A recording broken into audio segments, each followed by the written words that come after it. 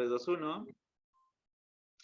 Entonces, estábamos hablando ya de la deontología jurídica, es decir, claro que cada quien va teniendo una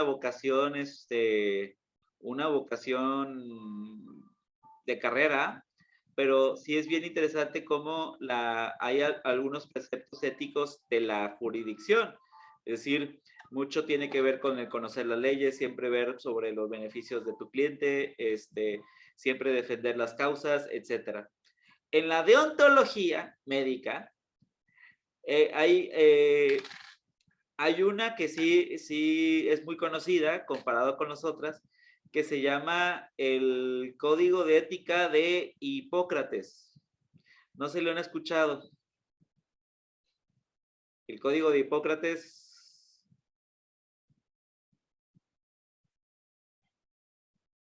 Bueno, es de antañísimo y son el código de honor que tiene que llevar un médico para poder ejercer su profesión.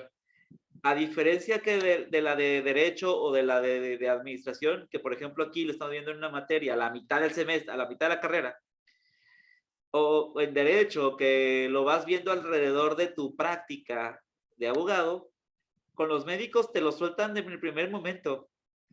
Es parte de tu obligación al primer día ya saberte el código de ética de la parte médica. Entonces, ya tienes que ver con cuáles son tus límites, hasta dónde llegas y cuál es tu juramento, desde el primer día de estudio.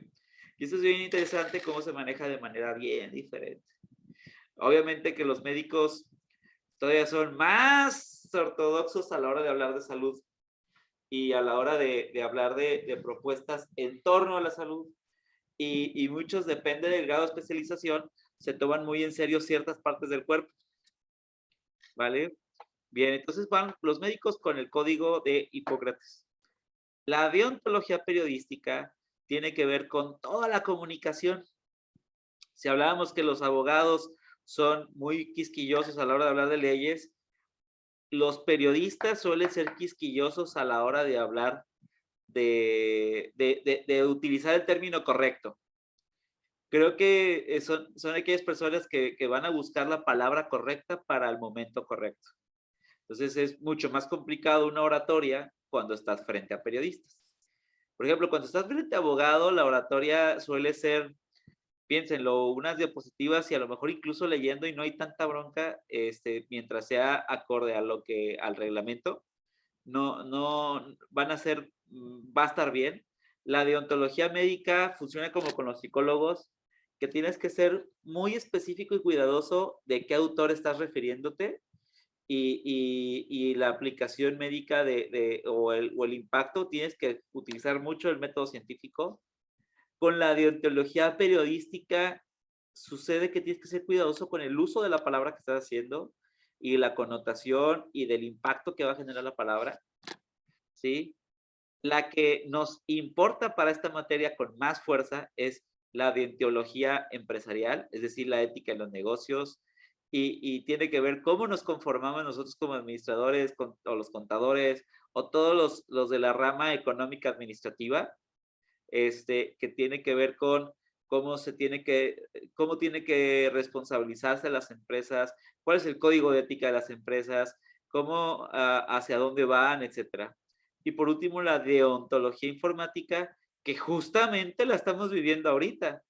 Es decir, cuando no hay una regulación informática, se presta para que sea un canibalismo impresionante. Por ejemplo, que las empresas utilicen la informática para, por ejemplo, optimizar tanto que ya no tengan trabajadores o que lo hagan todo por esos medios o que hagan violaciones a ellos. Se puede a través de hackers robar. Entonces, hablando de la deontología informática, hay un código de ética alrededor de ser informático, de programar una web o de poder estar incluso haciendo un sistema como tal. Tienes a la mano información que otros no tienen. Entonces sí es bien importante casi desde el inicio saber que también hay una ética del programador, hay una ética del desarrollador de sistemas, hay una ética del arquitecto de sistemas, etcétera. Muy bien, entonces La deontología tiene que ver con las profesiones, como lo que hemos dicho. Estas reglas escritas y no escritas que nos van definiendo y que nos van poniendo la pauta de nuestra propia responsabilidad como tal, ¿sí? De la ejerción. Y como tal partimos de la que es la profesión. La profesión es algo que normalmente requiere una actividad o que requiere un cierto conocimiento, ¿sí? No sé si les han explicado el término licenciado. ¿Qué significa la palabra licenciado o licenciada?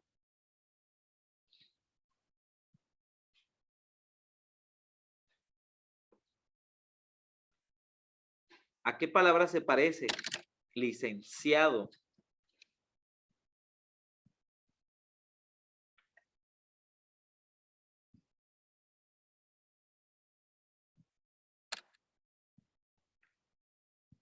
¿No? Licenciado tiene una conexión con la palabra licencia. Y cuando te dan una licencia, es que puedes hacer uso de un bien. Es decir, por ejemplo, cuando ustedes en teoría, en Word, lo pagaran, te dan una licencia por un año. ¿Sí?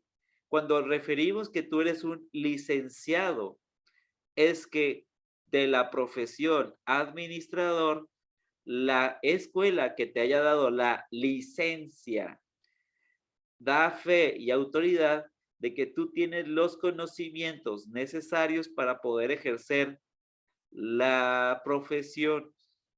Es decir, si eres licenciado en administración, significa que tienes permiso de hablar y ejercer la administración, lo cual es es esta carta que le dice a las empresas, hey, esta persona sabe de licenciatura, sabe de administración.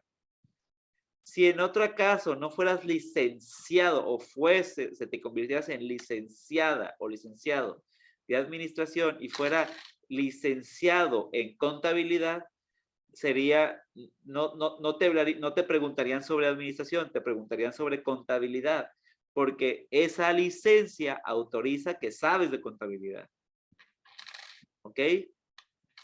A diferencia de ser maestro en administración, que tiene que ver con esta persona, no solo puede hablar y puede ejercer la administración, sino también la puede llegar a enseñar, la puede llegar a, tiene un poquito más de tiempo hablando de esto y ya llega en este grado a un grado maestro.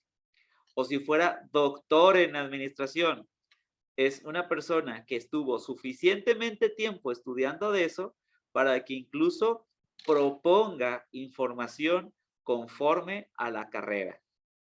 Tener un doctorado en administración, por decirlo así, te daría mayores facultades, en teoría, para poder generar conocimiento. ¿Y por qué hablamos de estos 3 grados como tal, de licencia, maestría y doctorado? Pues justamente eso es lo que hace un profesionista, desde grado licenciado, o desde grado ingeniero, si lo quieren ver así.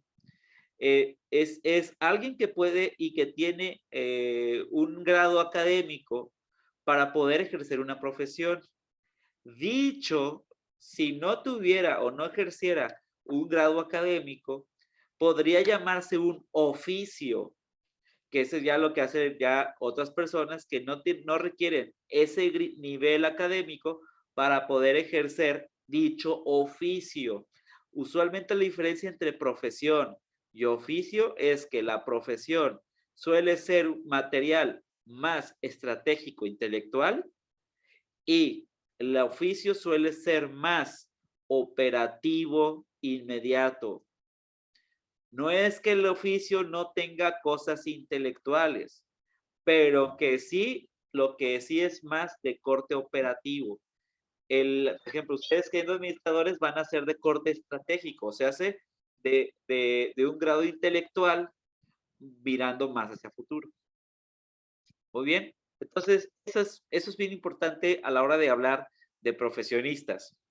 Saber que nuestra profesión requiere un grado de estudios, requiere de estudiar y de conocer y de repasar los principios administrativos, ¿sí? Y que con esos principios administrativos, con el plus, otra serie de elementos que cada escuela determina como materias como esta, como la de ética, van generando en el individuo las habilidades técnicas y por otro lado, un sistema ética de valores para que cuando egrese,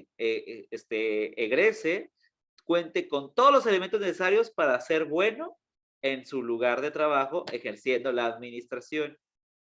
Es decir, ya cada escuela va marcándose a partir de los egresados y del sistema de valores y del sistema de conocimientos que éste genere.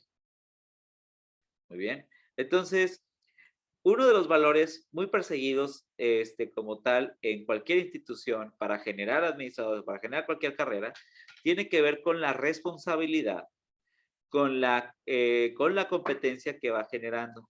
Cada profesión tiene su grado de competencia e incluso muchas de estas profesiones implica callar cosas, o sea, ser confidenciales ante ciertas cosas. Bien, entonces ahí es en donde va entrando el sistema de profesiones como tal en nosotros como administradores. Otra de las cosas que quiero platicar con ustedes es de la ética aplicada. Es una rama de la ética en donde ya vamos poniendo el sistema de creencias, que son lo que hemos estado hablando de la filosofía como tal, con ciertas verdades que están sucediendo como tal, para generar el conocimiento tal cual como viene la imagen que estamos viendo a la izquierda, en donde ya vamos viendo estos principios de valores aplicados a un ente social, a la tecnología y a las empresas como tal. Es ese ejercicio de todos los días de la aplicación ética como tal, ¿sí? Y ya aplicados pues en diferentes áreas del conocimiento.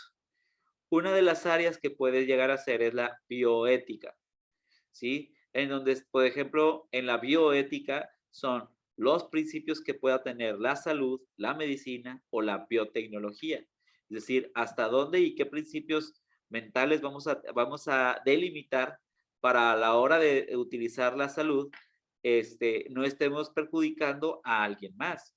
Por ejemplo, existen temas de, oye, receta tal cosa o la tecnología úsala hasta aquí, porque si no puedes comprometer algo que pueda poner en riesgo la bioética. Entonces, a partir de eso se está aplicando la ética para delimitar esta rama del conocimiento. La ética empresarial, que es justo el tema de estudio de nosotros, de tema de tercera semana, que tiene que ver con estos principios que vamos a tener como administradores. Y por otro lado, el principio que vamos a dar y transmitir a las empresas, porque todas las empresas tienen que tener un grado de valores. El que la escuela tenga valores tiene que ver con que tenemos un grado de responsabilidad social como institución. Y entonces, a partir de esos sistemas de valores se van generando decisiones como tal, éticas. Muy bien. La política, sí, así es. La política tiene su sistema de creencias y valores éticos. Aunque muchas veces, o la nueva política esté volteando a ver, a romper un poco ese sistema de valores, sí, la profesión directa sí tiene un sistema de valores y está enfocado a principios de igualdad, a principios de justicia, a principios de generar democracia en la mayoría de los casos, que no sea una anarquía, que no tenga, que no sea una tiranía, que no sea un fascismo, etcétera, etcétera. Muy bien. La ética tecnológica, les insisto mucho en esto porque estamos haciendo uso de la tecnología y hay un sistema de valores. Por ejemplo, hablando, no sé si ustedes sabían que en la robótica, cuando uno hace robots, tienen que estar bajo las leyes que propuso Asimov, que existen las leyes de Asimov. No sé si lo habían escuchado antes.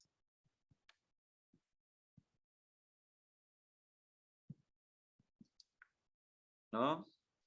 Si es nuevo, no se preocupen. Las leyes de Asimov tienen que ver con el uso de inteligencia artificial, el uso de robots y hasta dónde comprometemos el uso de robots con los humanos. En teoría, cuando se programa o cuando se hace tecnología, tiene que cumplir con las leyes de Asimov para que no llegue a otros niveles que no queremos como seres humanos. ¿Sí? Entonces, la ética en la tecnología es sumamente importante en esta época. Sumamente importante. ¿Ok? Y la ética educativa, que es la que nos tiene justamente también repasando ese tipo de términos. Justamente también hay un código de ética de la educación que nos va marcando la pauta de los parámetros mínimos indispensables para poder transmitir el conocimiento. ¿Sí? Y son justamente esos parámetros los va aceptando o los va negando la SEP y es lo que va generando en cada escuela un nivel como tal educativo, lo que pueda dar permiso de usar un nombre como escuela. ¿Ok? Entonces, sí hay unos principios éticos educativos que nos van marcando la pauta de con la aplicación hacia dónde y hasta qué límite podemos enseñar. ¿Sí? Que son, que en donde, por ejemplo, impartamos valores. Por ejemplo, en la ética educativa hay mucho de valor de impartir la responsabilidad, de impartir la solidaridad, el trabajo en equipo, el impartir el esfuerzo o premiar el esfuerzo, etcétera, etcétera. ¿Ok? Muy bien. Como actividad número 2 de este día, es preguntarnos de qué manera la tecnología, la educación y las empresas interactúan con el individuo para forjar su ética. Es decir, empezar a hacer un estudio, ya sé que en la parte de la actividad anterior tenía que ver con el humano como un ser social, pero aquí ya tiene que ver con el humano usando la tecnología, la educación y dependiendo de las empresas para vivir. ¿Ok? ¿Dudas, ansiedades, comentarios, omisiones, sentimientos?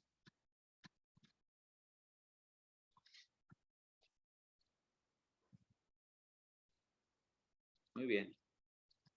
Chicos, por favor, ¿pueden ponerse para la foto?